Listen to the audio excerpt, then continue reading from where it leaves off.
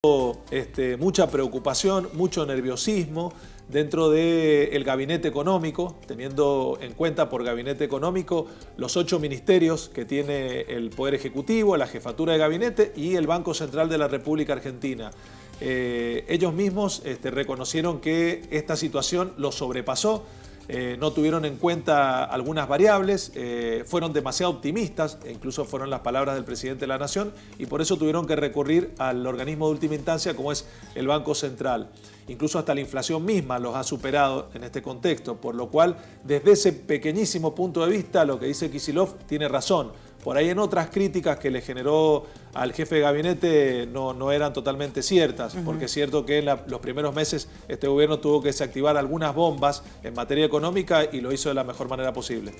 ¿Qué detalles deberíamos de tener en cuenta en cuanto al plan que el gobierno piensa realizar para achicar el Estado? Se ha hablado mucho de la disminución del gasto público, pero ¿cuáles son los detalles y los aspectos a tener en cuenta de este plan que va a lanzar el gobierno?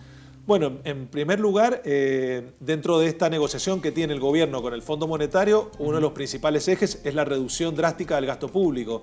La figura del coordinador, que es el ministro Duhovne, le ha solicitado a todos los ministerios un plan de reducción del gasto público. Primero, por lo que consideran que no es sumamente importante, es decir, cantidad de empleados en lugares donde no debería haber. El presidente de la Nación había hecho hincapié en la biblioteca del Congreso de la Nación, donde hay 1.500 empleados, cuando hay otros países que en bibliotecas de los congresos no tienen más de 200 empleados. Después, la cantidad de choferes, la cantidad de vehículos oficiales, la cantidad de viáticos, los pasajes aéreos, es decir, intentar desde ese punto de vista empezar a reducir considerablemente el gasto y a partir de ahí ver después si se puede ir con respecto a contratos de locación, si se puede ir con cargos políticos o, en última instancia, con la planta de personal, que es una de las variables más sensibles fundamentalmente. Y después por ahí quizás se hablaría del tema de jubilaciones, que también es algo que anda dando vuelta y evidentemente podría llegar a generar mucha más preocupación en la población. Bueno, hoy por ejemplo el gobierno anunciaba incorporación cero a la planta del Estado porque también el objetivo es no volver a sumar más gente para evitar tener que tener más gastos en, por ejemplo, salarios. Era uno de los objetivos que se trazó y ya hoy lo hizo oficial.